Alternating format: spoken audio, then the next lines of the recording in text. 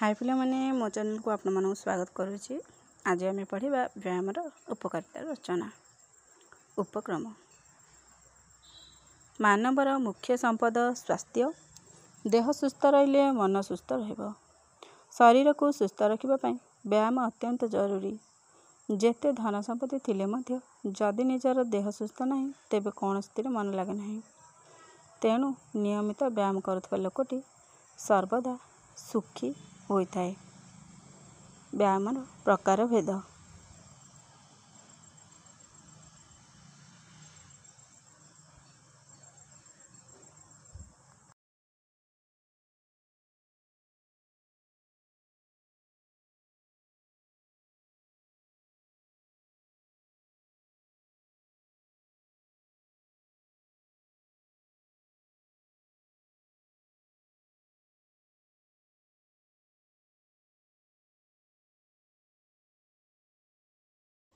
व्यायाम द्वारा आमर अंगचालना भल भाव हुए। सकाळु बुलिबा, खेलिबा, दौड़िबा, साइकेल चालन करिबा, पहरिबा आदि कार्य गोटे प्रकार व्यायाम अटे।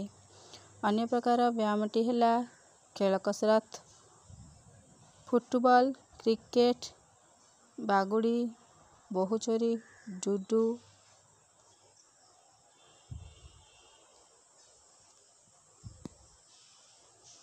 आदि खेल मध्य आम शारीरिक व्यायाम हुए।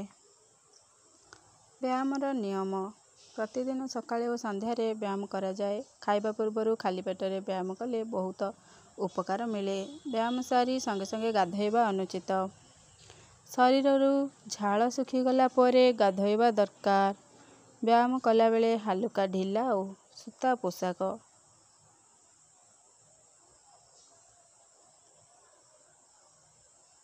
पिंधिबा आवश्यक।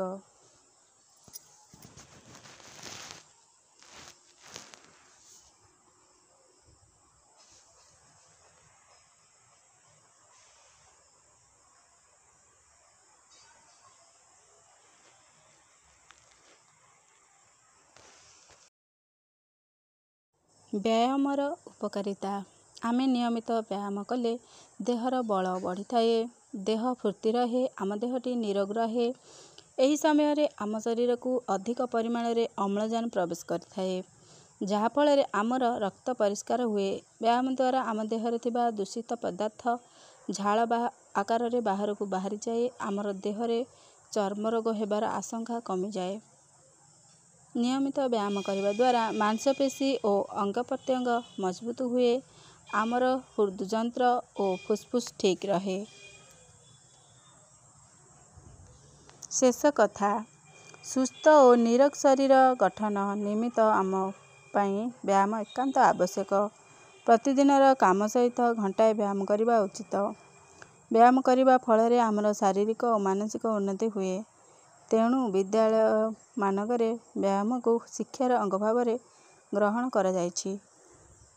पिला माने वीडियो जदि भल लगथाए पहले वीडियो को लाइक करिवे, शेयर करिवे, चैनल रे नुआ थिले चैनल को सब्सक्राइब करिवे। धन्यवाद।